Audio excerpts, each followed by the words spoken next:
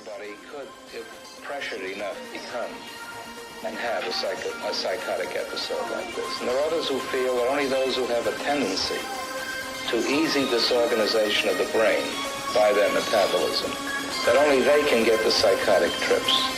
Because certainly when we analyze the underlying strife or conflicts that go on in a schizophrenic when they have recovered enough, that we find not too different a set of circumstances than what we find in the neurotic.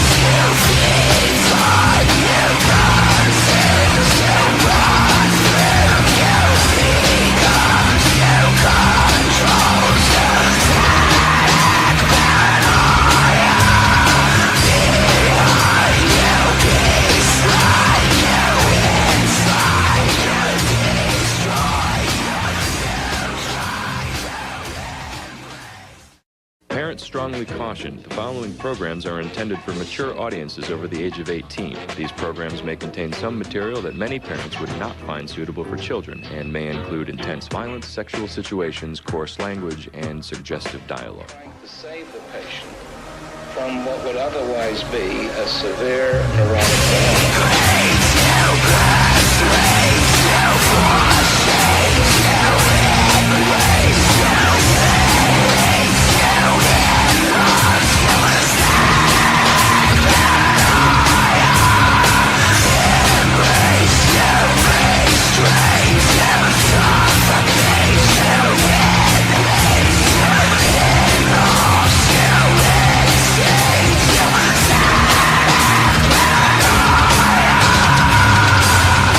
The patient that you saw me walking with demonstrates on the 8th day after admission the continuing presence of a catatonic pattern.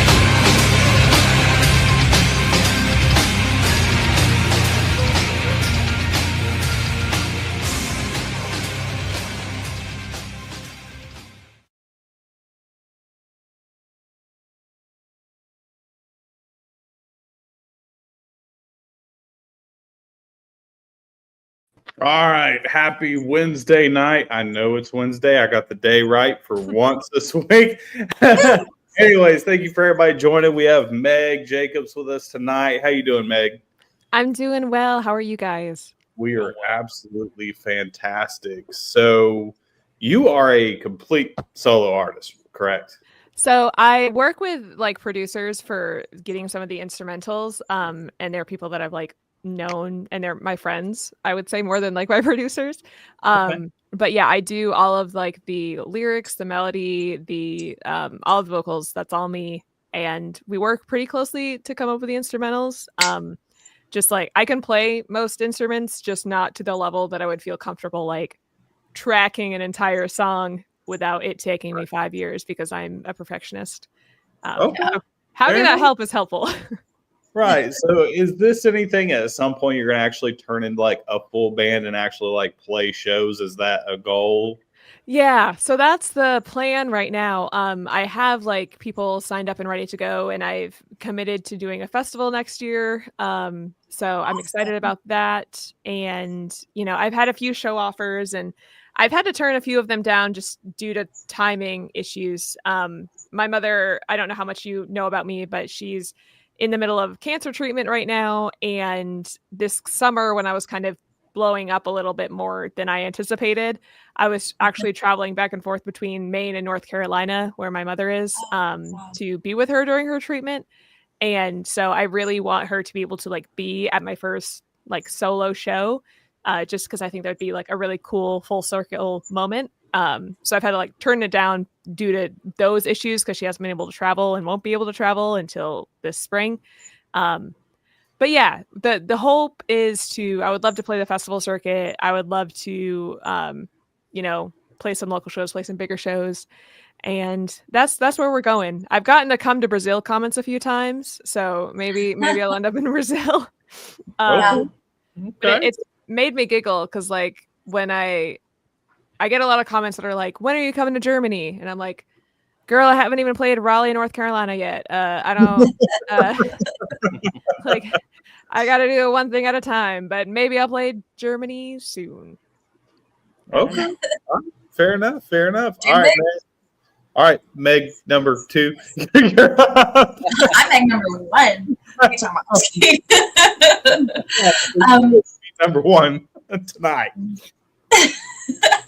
What have been some of the challenges of producing your music and putting it out like just on the internet? So I ran into a few issues with like a company that I was using to distribute early on, where I think it's just like a technical glitch on their side, where it's like my card had expired and they couldn't understand that cards expire and that I couldn't remove the card from my account, but they wouldn't let me put a new card on the account to like pay for their goods and services to produce, like put my music on Spotify. So that was a challenge, and I had to kind of like pivot and go with a different distribution service, which is fine. And then I think most of the challenges that I faced at this point are really just like technical issues, which are kind of silly. Like one of my producers' names is Jose Gonzalez, which is a very common name. And TikTok, for some reason, every single time I have a release and Jose has produced it, they freak out and they say, we don't know a Jose Gonzalez. Who is this Jose Gonzalez? You need to have him message us on Instagram with his profile, and so we can prove that Jose Gonzalez is a real person. And I'm like, okay, yeah, it is. He's a real person. And because apparently there is a known Jose Gonzalez who like produces a bunch of like AI music, and TikTok doesn't want AI music like as a money maker on their platform. So they're like, you're working with Jose? Like you can't work with Jose. I'm like, it's a different Jose.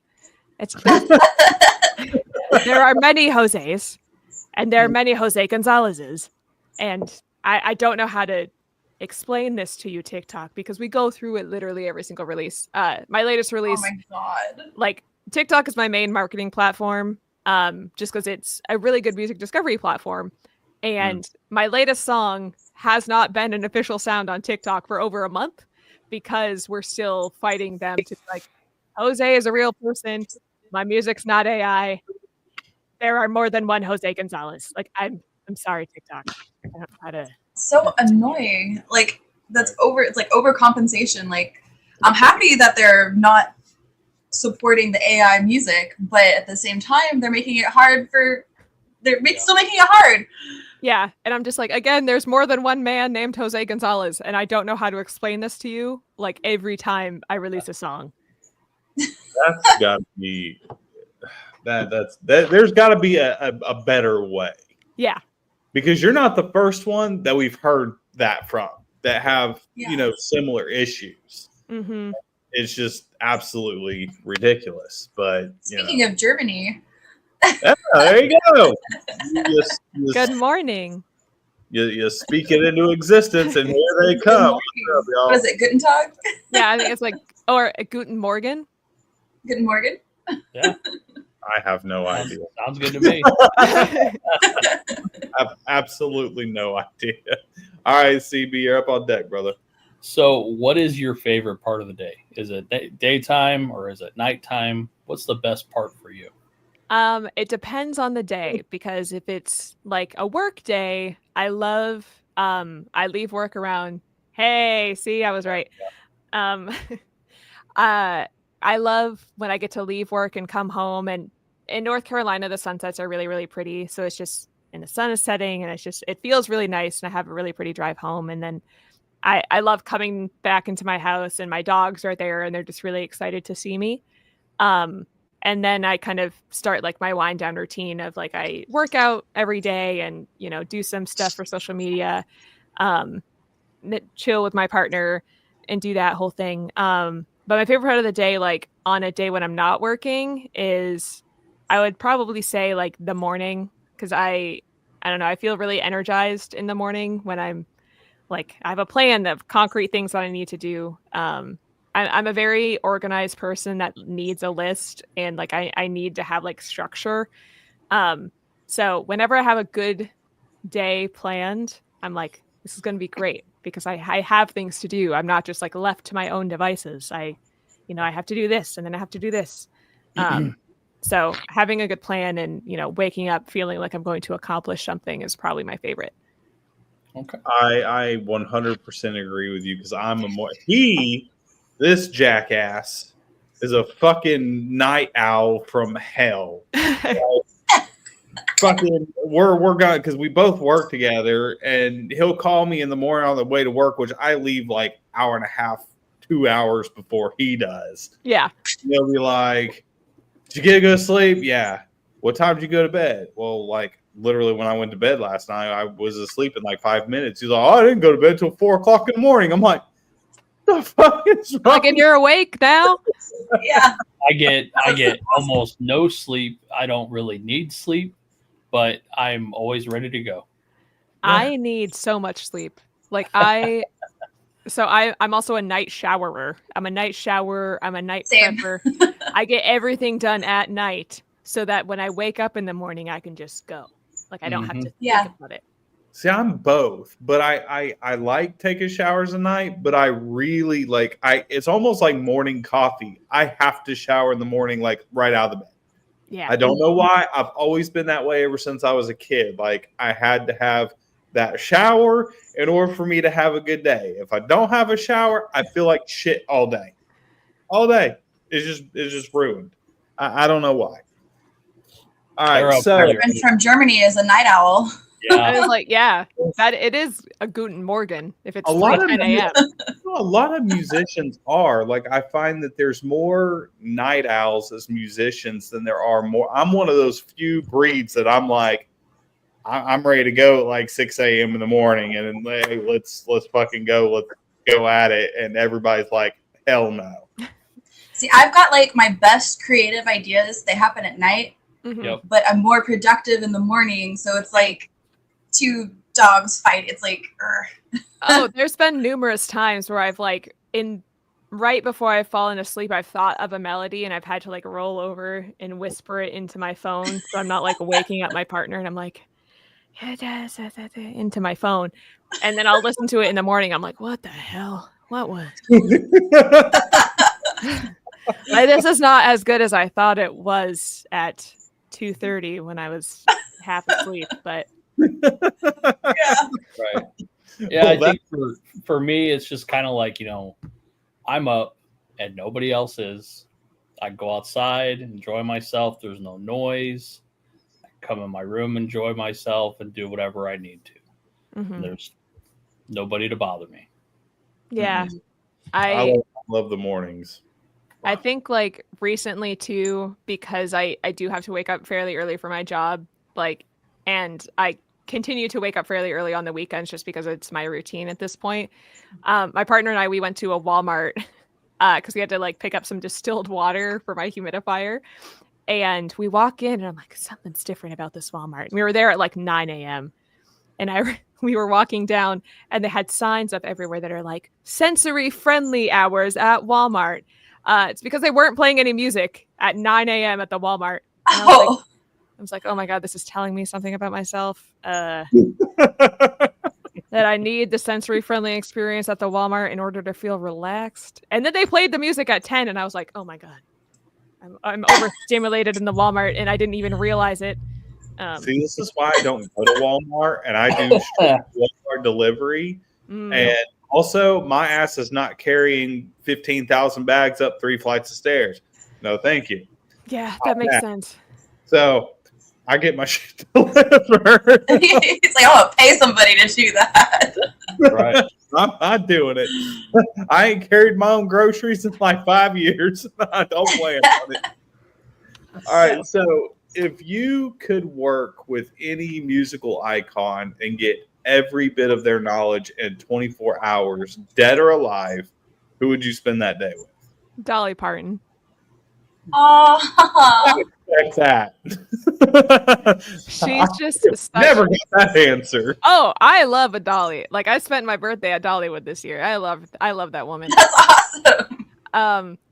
I think she's just such a prolific songwriter. Like, and she's such a talented multi-instrumentalist and a very, very talented businesswoman, but such a philanthropist as well. Like I really, really am inspired by her just like on all fronts. I think she's an amazing person. And she's always stays true to who she is. She always is just like unabashedly like, I'm Dolly. Yeah. And she was inducted into the Rock and Roll Hall of Fame, I think like a year or two ago. And she was like, no, I haven't earned it. I'm going to make a rock album. And she made a rock album like Wow. a year or two ago. And it's just been, incredible. I just think she's a really, really inspiring person. And I would love to like just pick her brain on music, because I think she is the type of person that respects all music genres. And she, she might not want to make a metal record, but I think she could understand that we're all musicians. So on that, what got you into metal? So where I grew up, like I say that trends kind of hit a little bit later, because obviously rural Maine, it kind of takes a while to like get up there, pop culture. And in like middle school and high school, it was like the emo scene was really big. And kind of like the screamo stuff. Do you remember like the Hot Topic t-shirts with like the monsters on them? That was a big thing. And I remember there was this one kid who wore like a Dead Kennedys t-shirt in like algebra class once, and I was like, the Dead Kennedys, what's that? Like, let me look that up. And then I saw that they had a song called Holiday in Cambodia, and my brother is from Cambodia. He was adopted when he was 2, and I was like, what's this about? Let me listen to this song. So I did, and obviously like the Dead Kennedys are punk icons, and I think that was kind of one of the first like forays into heavier music. And from there, my husband took me to my first concert. Like my husband now, we were 12 at the time, but we went to a concert together, and it was like Five Finger Death Punch and Godsmack and Drowning Pool and like a bunch of other metal bands. And I was like, oh yeah, like I can get into this. I really like this. And I just kind of explored more from there. And way back when, iTunes also had this thing where they would give away like a free song every Friday. It was like Free Song Friday. And that was my like main way of getting music, was I just would download that free song every Friday. And I think To Plant a Seed by The Devil Wears, or by We Came as Romans, was one of the free songs that I got to download. And I was like, like it's all coming together now. Like I'm really digging this. So I started listening to like Bullet for My Valentine was huge for me. Just anything in that kind of like metalcore-y genre, I would really, really gravitate towards. And then I, continued to listening to it a lot through high school and college. And then I moved down to North Carolina right after I graduated college. And I kind of had the realization, I was like, oh, I wasn't able to start a band like up in Maine, because there was no one that was like really interested in the type of music I was into. Like it wasn't a thing. There were not really venues. There wasn't a huge scene in my town of 1,000 people. And I was like, oh, there's like 20,000 people in my town now. I bet there's at least like a couple other people that are into that type of music. Like, let me find. And I formed a band, and we did kind of like easy core stuff. And as time went on, I was like, what? I really would like to do harsher vocals. And, I lean more into kind of like the deathcore and the more, extreme screaming styles. And so I left my band and have just kind of been doing the solo thing ever since. And I learned to scream probably about 3 years ago. But I've been singing since I was in like, I don't want to say in a professional capacity, but like doing musicals and show choir and jazz choir and singing competitively since I was in 3rd grade. That's a good foundation. Okay. All Yeah. right. All right, Meg, you're up. So what is the craziest thing that you've done for content on TikTok? I'm trying to think. Most recently, I brought a lot of equipment into the woods because I needed a good backdrop for like some of the videos that I was doing. So I brought this microphone, this SM7B, and a XLR cable, and some. I think I brought my little camera and a tripod, and we set it up, and we went on a hike.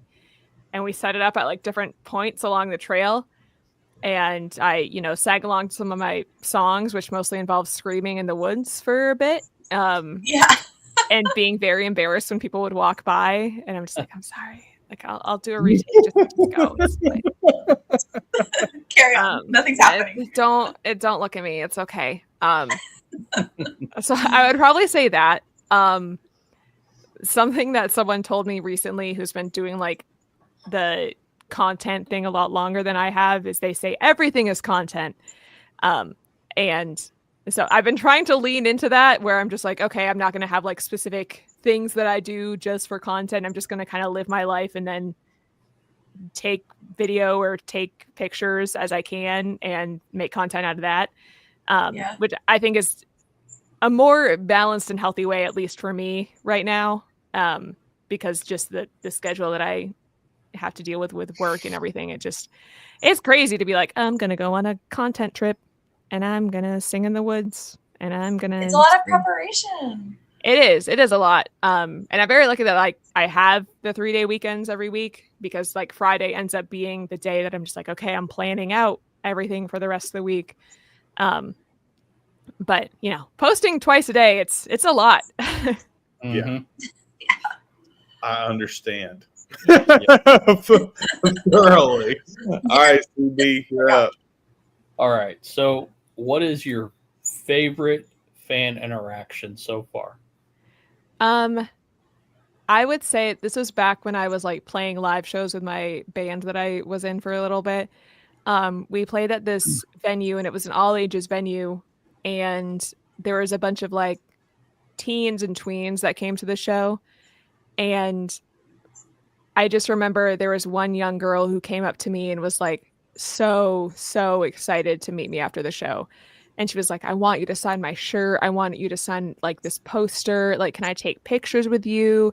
And they went home and I remember they followed me on social media and they were just like so excited to meet me. And for me, it's very wholesome and sweet and kind of like a fulfillment of a dream, right? It kind of makes you think that it's all real when I'm like, oh my gosh, like people are actually responding to this. And I really want to make sure that metal is a safe place for women and girls, especially, and people who might not find safe spaces elsewhere or feel like that metal is kind of a space where they're a little bit intimidated. And that's not what I want my shows to be.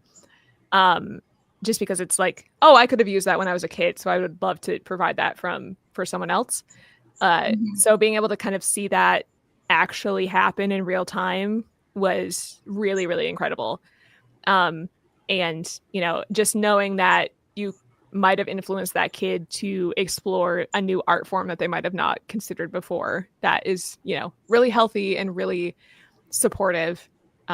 So I really loved that. I love when the kids get really excited. Oh, perfect. Mm-hmm. So as up to this point, what is the hardest thing that you've had to come across being a solo artist?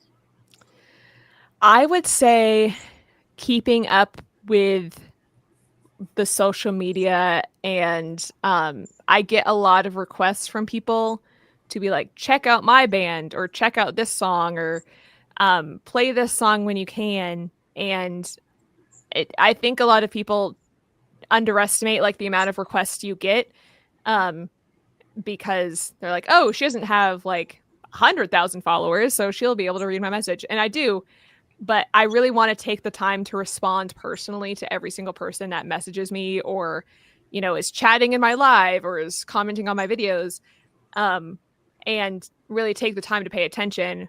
But it does kind of become overwhelming once in a while when I'm doing it all myself. And, I have 5,000 comments that I have to get through of people telling me to check out their band, that it just becomes really, really overwhelming. And I think that's kind of one of those things that's a learning experience where it's like you got to learn, when to put in the extra time and when to, I mean, I don't need to respond to the person that's leaving me 3 fire emojis in the chat, right? I can just heart it and move on. So I think just like trying not to overextend myself has been one of the biggest challenges. And then outside of that, probably like the booking situation is kind of difficult because it is all just me, and like marketing obviously is a pain in the ass because it's just me as well. So I have to come up with like all of my ideas on my own. But I also think it's like I don't know if I would want to do it another way because I really I thrive under pressure, but I also enjoy the challenge of knowing that like, oh, if I fail or if I succeed, it's all because of what I did. I can't blame anyone else and I can't rely on anyone else. It's all on me. Fair enough. Fair enough. I find it interesting because we don't get to interview very many solo art, which actually I think the only time we've really done like solo artists have been this week. To be honest, it's been like solo artist week around here on Sound Injection. So it's always cool to hear a different perspective from a solo artist versus an entire band, in which they both have their challenges, but with a band, you can at least navigate the stress across like 3 to 9 people in some cases. Which a solo artist, it's like you said, it's all on you. Every single bit of it, especially if you have no team, no management, no PR, no booking agent, no nothing. Literally, your entire career is on your shoulders the entire time, and that's giving me anxiety even thinking about it. Yeah.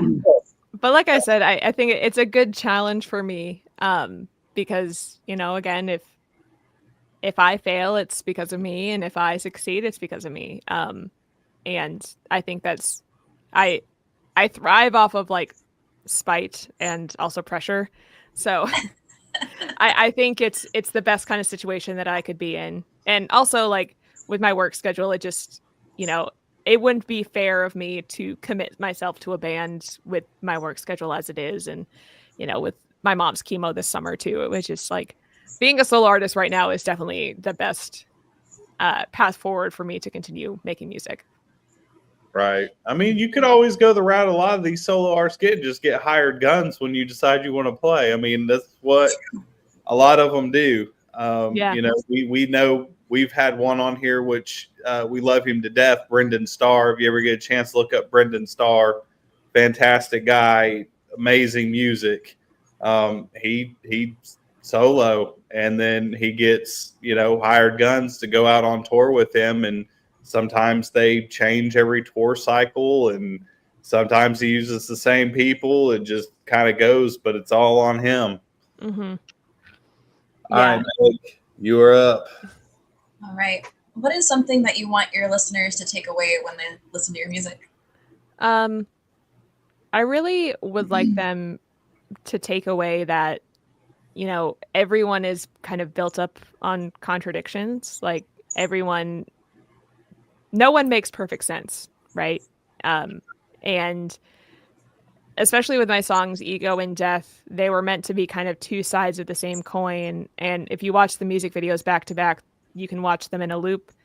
And I kind of took the idea of like, a yin yang symbol where there's, even though you have this sea of white, there's still a dot of black. And if you have the sea of black, there's still a dot of white. Like nothing is perfectly pure in either way. And I kind of took that idea, but I changed it to like glitter and dirt, because glitter is, shiny and alluring and you want to chase after it, but it's also artificial. And then dirt is something that people shy away from because it gets everywhere, and it's there are bugs in there, but it's also natural and brings life. So a lot of my music has the messaging of like, there's always going to be dirt in your glitter, and there's always going to be glitter in your dirt. That's just how life is. And I think that's just how people are. And I think right now, especially in society, it's really hard for people to accept that. And I think we need to do a little bit more accepting of that, because it's just unsustainable to think of people as either completely, pure or completely evil. And I think nuance is something that's really important, but something that's not super valued right now. Okay. Right. Agreed. All right, CB, you're up on deck, bro. All right. So, what is your favorite horror film? Oh my goodness. I think the one I saw most recently actually is probably up there. I saw Weapons. I don't know if you could classify that as like a horror film, but it's like or more thriller. Um, but I loved Weapons. I thought it was great. I my reaction to horror movies or like that kind of genre is I giggle um when like a jump scare happens. Yep. And that I think was a very giggly movie. I had a lot of fun with that one. I love camp, and I feel like it was a very campy movie. And yeah, it was fun. I loved that movie. Okay. I have not seen it. I've heard a lot about it, but I have not seen it. And so I recommend it. It was very good. I think it's on streaming now. That's why we saw it. But it's very very good. I tend I'm I was born in the very early 80s and I love 80s horror. Yeah. And that's what I tend to like just rewatch over and over and over. And it's real hard for me to sit down and watch like some type of new horror. 'Cause I'm a big horror guy, but I'm just like, everything new, I'm just like, It's like I like a lot of those like old Alfred Hitchcock movies. Like I like Psycho a lot, obviously. Like Rear Window and Vertigo are both very good as well. But I was also like raised in an environment like my mom was not into horror movies at all, and like neither was my dad. So like all of the movies that we watched or that like I had access to were like Disney films. So I didn't get to start watching horror until I was like fully an adult. And so I've been trying to like do some education. And this is kind of silly. It's like I listened to the Silver Scream albums by Ice Nine Kills, and I was like, I feel like I'm missing a lot of references here, and that means I need to watch more movies. So I've been trying to go like track by track over the past couple years to like catch myself up on some cultural touchstones that I have missed. So if you've listened to Ice Nine Kills, have you seen the movie Terrifier? I've seen the first one, I think. I liked that one too. Yeah, I liked that. Okay. Yeah. So I love shit like that. Like I'm a big like independent horror guy. I really like indie horror. And so I've watched pretty much everything there is to watch from the worst. You shut your whore mouth. I know what you're about to say. Don't you even. Yep. Poultrygeist. Oh my God. Haunted It wasn't turkey. me. It wasn't me.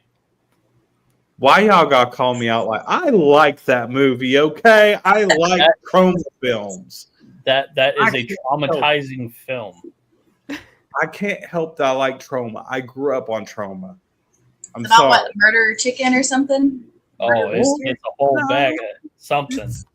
Interesting. It's probably the grossest, nastiest, most grotesque, horrifically racist movie that you'll ever like. But it's a lot of satire, and it's so if you've never seen Trauma films, just go look up. It's a company called Trauma, and they've been around since probably I think the late 70s is when they started. And it's this old Jewish guy, Lloyd Kaufman, who owns the company, and he's been making these films independently for years and years and years and years. And he's hilarious, and no one is safe from being made fun of or getting killed and slaughtered in the most disgusting ways possible. Yeah, I think the last one that we watched, it just about hit every single point in one movie. Yep. It's called Poultrygeist. It's like horrible. But I love it. Yeah. Can't help it. I also I have enjoyed the new It movies, like the newer generation of them. I think mainly because like I was raised right outside the town that Deary is based off of. And the first one came out like right when we moved down to North Carolina. And so it was kind of cool. I'm like, no, it's my hometown up on the screen there. And I feel like Mainers we're very spooky people. And it's just, I always every time I see like my hometown on the big screen, it's very disconcerting and weird, but it's also like Yeah. I'm proud of it, you know. Right. Yes. Fair enough. Fair enough. And I'm a fan of Bill Skarsgård. Oh my god. Oh. Yeah, he did a great job. I've been watching the new HBO series too, because I'm like, this is literally all about my hometown. And it's been pretty good. No, I haven't seen it. I'm terrible. I guess I'm a little bit of a purist. I always like the original. The Tim Curry one. I love Tim Curry. I'm such a I huge love Tim Curry. Oh my god. So, I mean, I remember like growing up and watching like Legend, and you know, he played the devil in Yeah. Legend, and I love Tim Curry. But I was terrified when I was a kid. There was two things I was terrified of: porcelain dolls and clowns. Fucking petrifying. And it scared the shit out of me. I'm not scared of clowns anymore. I am, however, still terrified of porcelain dolls. You cannot get me within 2 feet of a porcelain I'll make sure doll. I put my little teacup You shut up. No, you keep your crap in your freaking room. I was gonna say, to like add to the Mainers are a spooky breed, like allegations, is like I used to collect porcelain dolls as a child, like No. vintage porcelain dolls. I have one, and I call it the creepy corner, and I still have one of those. But yeah, so the like right at the beginning of the old It film, like the preacher, that's actually Stephen King, and the cemetery filming location is like a cemetery that me and my now husband, we used to take like emo hikes there all the time as high school students, because it was a cool, fun place to walk in the cemetery. Yeah. But yeah, that's like, I don't know, the big filming location was Mount Hope Cemetery. Oof. No. Nope. So if you had a chance to go on tour with 3 bands, what 3 bands would you like to go on tour with? So Spirit Box number 1, which I feel like is a cop-out answer. Yes. Oh, God, you didn't get her going now. I'm a big fan. I've been listening to them since like 2019. And Wow. I'm just, like I said, I'm a really, really big fan, and I'm so proud of how far they've come. Additionally, Dying Wish. Love Yes. Dying Wish. Love Emma. She's like the coolest person on earth. Love her. And Poppy. I think I'd like to go on tour with Poppy. Yes. Okay. I've joked around with like a few other friends. Like, I want to call it. So my logo's a worm, and you know, everyone talks about like women of metal, and I was like, no, we should call it the Wormin of Metal Tour. Yes. Embrace it. I love it. Yeah. Make it weird. Exactly. Like, I want to have worm merch. So Okay, fair enough. I think we lost Meg number 2. Meg But- broke her camera. Yeah, no, she broke. All right, so CB, you're up on deck with the next question until Meg gets back.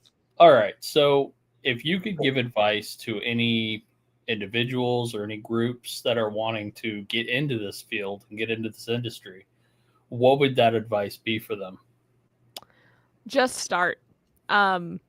Don't wait for it to be perfect, and don't wait for like the perfect moment, because that's never going to happen.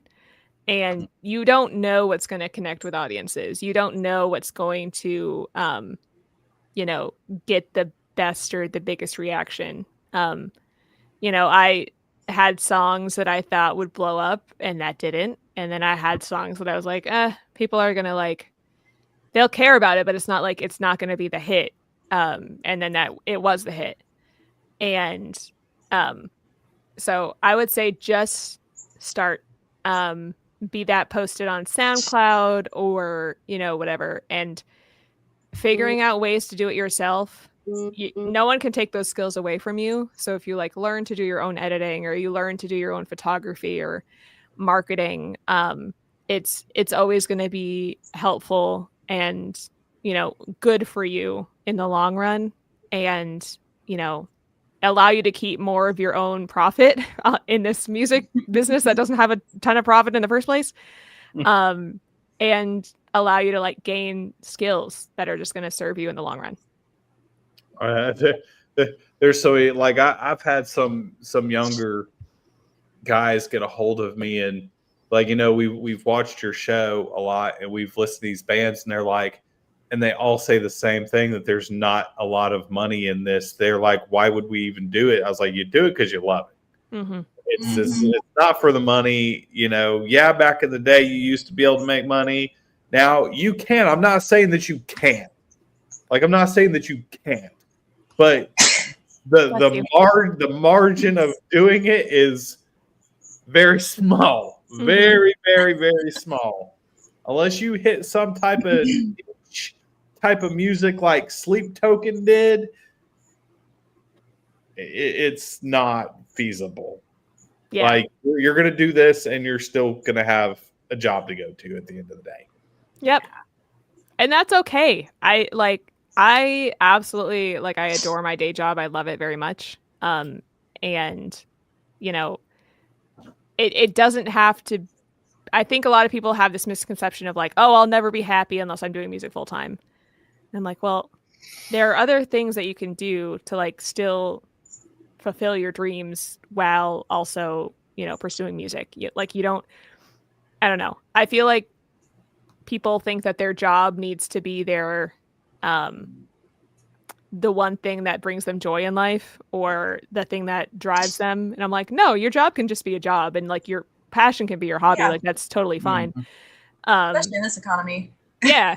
Like it's totally fine. And like I said, like I do love my job. I'm very, very blessed that I do. But it's like, I am obsessed with my hobby, obviously, or else I wouldn't be here. Right. And I think it's like, I'm very lucky in that situation, but it's also like, I know a lot of people who are just like, oh yeah, I'm working because it pays the bills, and I'm doing my hobby because it makes me happy. And that's okay. All right, Meg, you're up since your shit broke for a minute. Online now. Jeez. I looked at because I have the Facebook Live going, and I looked at it while I was frozen because it's on my data, not on my Wi-Fi like the stream is, and I was like stuck saying like an awful thing. I was like, oh Lord. All right. What is the strangest conspiracy that you low-key believe in? You think could be true? Oh my goodness. So I am a very logical person to a fault almost. So I don't believe in a ton because I can always find a way that it's like, well, this is not true. However, I have some things that I think are really fun to think about, but that I'm not necessarily 100% sold on. Like, I love cryptids. I think they're so fun. And I think like, yes, I love the lore. I love the stories. I think they're so, so, so fun. Like my husband and I, we stopped at the Mothman statue in the Mothman Museum. With his booty? Oh yeah. Oh yeah. I have a picture going like this. Yes. With Mothman crack. And so, and it's just like, I don't know. I love Mothman, big fan of like the Jersey Devil, Nessie, obviously. And I love folklore like that because I'm like, I'm sure there's a reasonable explanation for most of this stuff, right? But that doesn't mean it's not fun to talk about the fact that there's like an interdimensional traveling omen of bad news in the shape of a human-sized moth. Like, Right. that's badass. Like, I would love to think about that. I'd love to ponder that. Yes. All right, fair enough. So, growing up, who was your biggest inspiration as far as music-wise is concerned?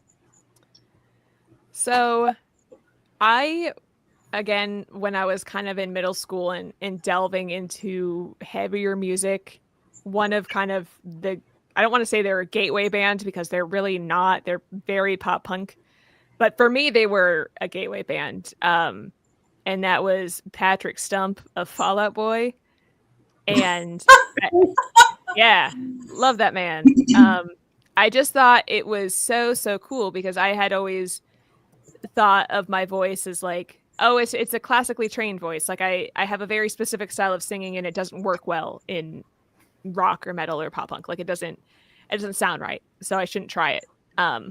But Patrick Stump also has a very unique sounding voice, and I think there's like a meme online where Brendan Urie is like, "Oh yeah, he has a soul voice," and I'm like, you know what? I can if Patrick Stump can do it with his soul voice, then I can do it with mine. Yeah. And I don't know. I think he's just also a very cool melodic a melody finder. He's a very cool top line writer.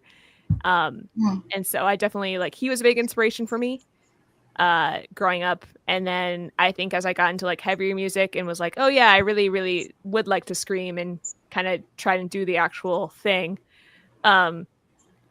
Conquer Divide and the vocalist Janelle Duarte of Conquer Divide was a huge, huge inspiration to me. And I was lucky enough, she's my mentor now and taught me how to scream.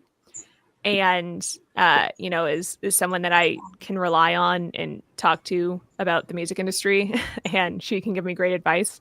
So it's been really, really cool to have that experience of like, oh, I can, take my clean vocal inspiration from this person who people think kind of sounded weird and then kind of identified a whole genre for himself and, then go and work with Janelle, who was in a completely female metal band, which is very, very rare. And, taught herself how to scream and is now teaching other people how to do it. So I've been very lucky. All right, fair enough. All right, Meg, you're back to you. Back to me. What is something that you've learned about yourself through writing your music? I would definitely say that I'm more shy than I think I am, and I'm more uncomfy with people knowing who I am than I thought I would be. I think especially when I was a really, really little kid, like in kindergarten, and people asked me what I wanted to do when I grew up, I said I wanted to be a pop star, and I never really thought about what that meant. And having people look at me, and I posted a video on TikTok, and it got like right now it's at like 600,000 views. And this one specific song has been listened to on TikTok like over 1 million times, and I'm like, God, wow. Like that's a lot of people. That's like the entire population of the state I grew up in having listened to my song.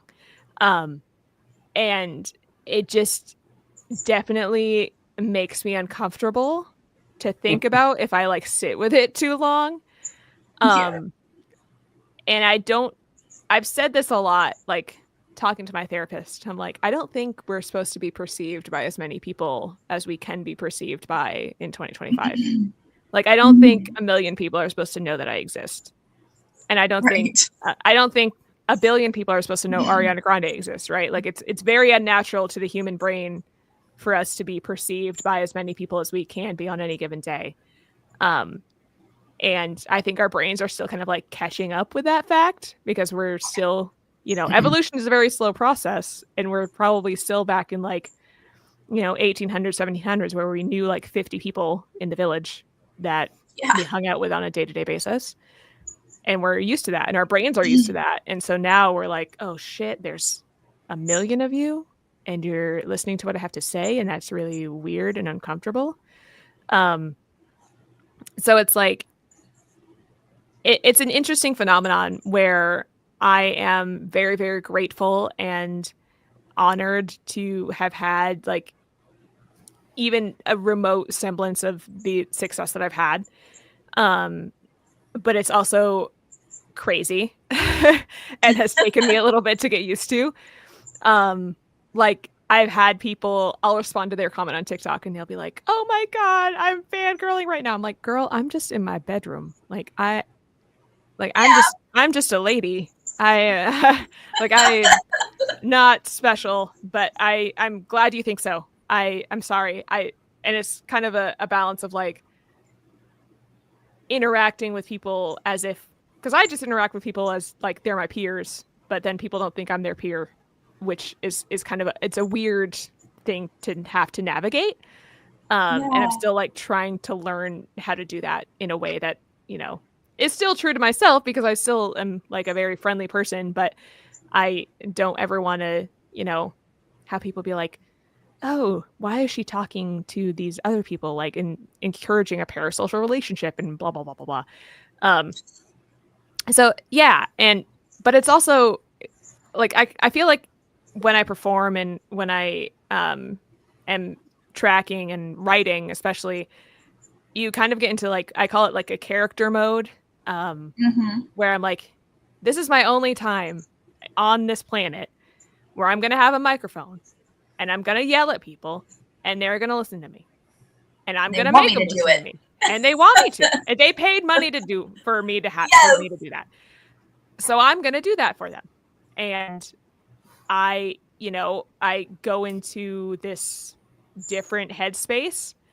I don't remember what happens when I'm on stage. It just kind of happens. And, you know, I just do it. And I love it very, very much. But it is a very draining experience that I have had to get used to, and that I'm still continuously getting used to. And I'm trying to be like, okay, it's okay for me to be gentle with myself. It's okay for me to like, you know, not put that pressure on me to make every single person happy. But it's been definitely a very interesting learning experience of like, oh, I thought I was very outgoing, and I'm like, I am, but only with like 50 people. I can't do it with. We haven't evolved that far yet. No, we haven't. Like I can't like. And there was someone the other day where I was like, also, I don't know if our brains are used to smartphones yet, because we see ourselves all the time. Like, your phone is a mirror, right? Because it has that black screen and you can just see yourself constantly. And you have a camera in your pocket and you can look at yourself constantly. I mean, I'm looking at myself right now. But back in the day, when we were still like just evolving and learning how to use language, and our brains were like braining for the first time, the only way we would ever look at ourselves was in the river or at a still pool of water. So the fact that we are now looking at ourselves constantly, I'm sure is very kind of like fucky for the brain and for the psyche. And definitely. I had to think about that one the other day. I was like, dang, we look at ourselves a lot, and I don't know if we're ready for that yet. I don't know if we're like... Yeah, I know there's definitely times because I'm in a band locally here, and so like we've got our photos and stuff, and so if we do shows, I'll see like pictures from the shows, and I'm like, who's that girl? Oh my god, that's me.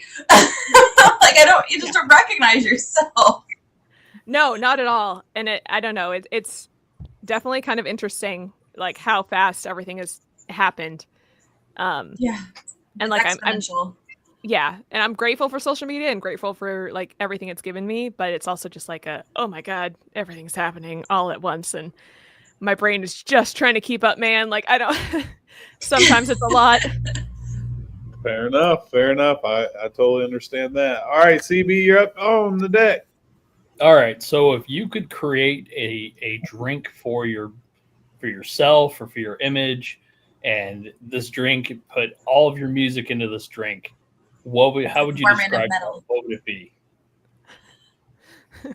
My gut instinct is just say a Diet Coke. Yes. Just straight up Diet Coke. Because I might have a slight addiction, and I think you can tell in my music that you're like, oh, this person has a problem with aspartame. I was looking for a can of Diet Coke, though. I'm also a Diet Coke addict. Yeah, you're also a fan of the aspartame. Yes. I'm trying to think, like, so I also come from a background of like, I went to a maritime academy as my college, and kind of like grew up on a boat. So I literally went to boating school, as in SpongeBob's boating school. And because of that, I'm like, I want to go with like rum, because pirate, right? Pirate. But I also want it to be... Yeah, it's like I also want it to be pink because worms. And I want there to be glitter in there. Ooh, you know what? This is like not a drink, but you know those like mud pudding cups where it's just like the pudding and then the crushed up Oreos on top with the gummy worms. Dirt pudding. Yeah, I feel like a drink version of that would be perfect because it's like you got kind of like the gross, but it's also gummy worms, so it's also really sweet. Yes. All right. Fair enough. Fair enough. I love Yeah. that. Everybody that's watching, we actually have your music video to show at the very end, which is the music video for Death. Oh, awesome. So kind of take us into like what it was like to shoot that video. What was your concept? Like, how was it that you went through that whole entire process of creating a music video for Death? Yeah, so Death is the second part of like the Ego Death duo release that I did. And it, kind of going back to that whole concept of like glitter in the dirt, etc. Death is the video where the environment itself is incredibly clean, but there's still elements of that dirt within it. And I kind of wanted to showcase like the character that I'm playing is trapped between two versions of hell, right? They're going between this sterile environment with dirt sprinkled into this like supernatural environment with a ton of plastic everywhere. And this was my first time filming a music video like within a studio, because most of the time I've been like on location. And that was a really, really cool experience. And like everything that was done in that video was completely DIY. I remember like I built the cardboard coffin that you'll see and that's filled with dirt like in my living room out of a Lowe's box. And like the sheet that is back there is in that music video. And we just repurposed it for this. And there's the first scene that you'll see is I'm falling because at the end of the Ego video, like I pull some tinsel down and I'm like falling down into a hole. So you see me fall. But in order to get that effect, I had to like sit on the edge of this white box. And I don't know if any of you do Pilates or yoga, but it's like Okay. I was in a boat pose and going like this and flailing my legs in order to make it look like I was falling for probably like 2 hours. And doing a teeter like on my butt bones. And I would just remember waking up the next day and being like, oh my God, my abs hurt so bad. So bad. So worth it. Yeah. So I really just wanted it to be kind of the continuation or the end of the story that I had initially told in Ego, and kind of show that the other side of the coin, like the other side of that yin yang, that we kind of took inspiration from. All right, fantastic. So on that, we are out of here, but we're going to leave you guys with Megg Jacobs' video for Death. Make sure to go follow her on all her social media accounts. Flood the shit out of it, even though she may not want that. Go flood the shit out of it. No, she wants it. She wants it. I love it. I love it. It's just a little overwhelming sometimes, guys, but I love you. Yeah, go flood the shit out of it. We will be back tomorrow night. We have another big one tomorrow night. We will be with Danny Boone of Rehab. Yes, the bartender song that everybody knows and loves. Anyways, check out Death. We love you guys. Have a great night. Bye.